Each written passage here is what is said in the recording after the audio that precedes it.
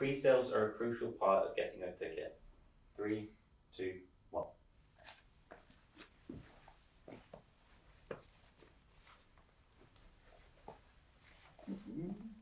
It's a full range. I think if I could stay in the middle, I probably would. The only way I've been able to get my tickets in the past is by pre-sale, but I think if you were committed enough to trying on the day, that you'd probably be able to, for the most part, manage. Yeah. So I think it varies. Definitely varies. I'm the same. The other way I've been able to get my tickets is pre-sale, but in my experience, I've been through a lot of pre-sales. I know I keep bringing Taylor Swift up, but it's a really good example because she had so many different pre-sales for her tickets that her team set up. Okay. There was MasterCard pre-sales, all those things. But when she announced this, she had just released an album, Midnights, and if you had pre-ordered Midnights, the album, you got sent an exclusive code to get into the pre-sale before the pre-sale. So it was called the Midnights pre-sale, and you could obviously get tickets before the pre-sale came out, and then there was the pre-sale. But because the demand was so big, Ticketmaster sites crashed, everything fell apart, and people were able to get through the queue without pre-sale codes. Okay. And because of that, the stadium's completely sold out, and the general sale had to be cancelled because there was no tickets left. Okay. I've never done a pre-sale. Sorry, I'll tell a lie.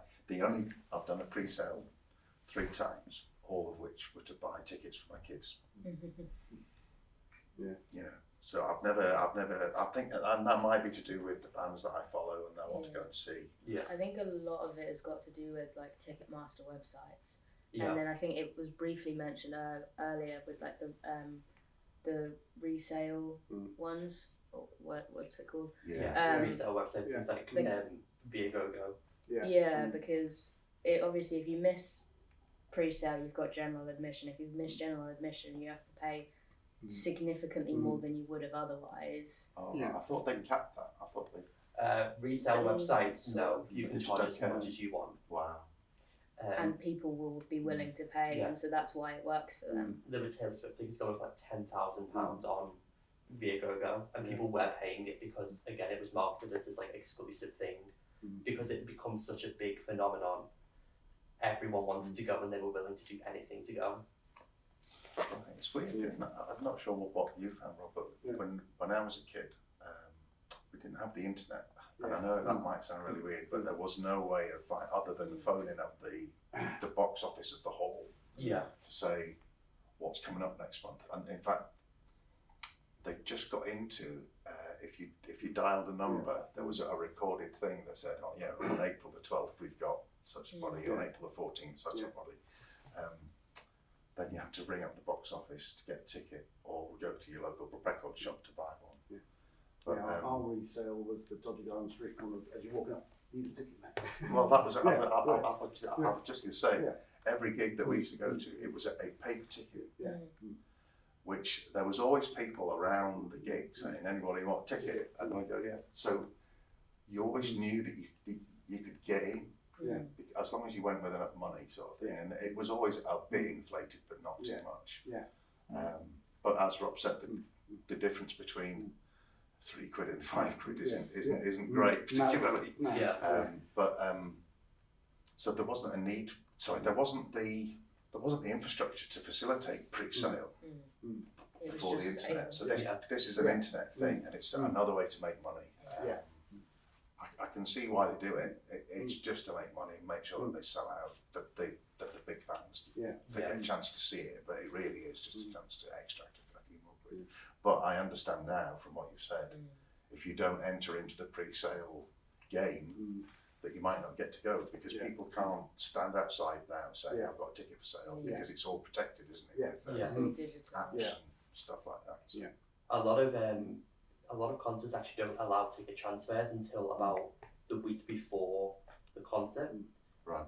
Because I know my friend couldn't go to the Eras tour anymore, and she wanted me to sell the ticket and give them back the money, but it actually wouldn't allow me to get rid of the tickets until a few days before the concert. And at that point, it's too short notice to ask someone I know, it's like, hey, do you want to come all the way to London with me to go see Taylor Swift? Oh, I see, right, Yeah, and the way it was, I couldn't sell individual tickets. If I pressed sell, it would have gotten rid of all of my tickets. Oh. So I would have had to find someone to go with me. I did in the end, but it makes that extra bit harder. So I think if we use the same analogy, if I bought 4 tickets for a gig back in the day and 3 of us went, you'd know kind of that you'd be able to stand on the corner and go, I've got spare tickets, everybody got 5 of them. So the whole pre-sale thing isn't something that I grew up with. No. And A, we didn't have the technology, but B, you could buy tickets outside. The only pre-sale thing that sort of existed, if you knew somebody in the band and they gave you Well, tickets before the show. there was Yeah, that as there was well. that. So you knew somebody, you knew the roadie, or that, or you like my wife's cousin was an A&R, so he was an A&R for Michael Ball and all that lot. So he used to get tickets early because he got them.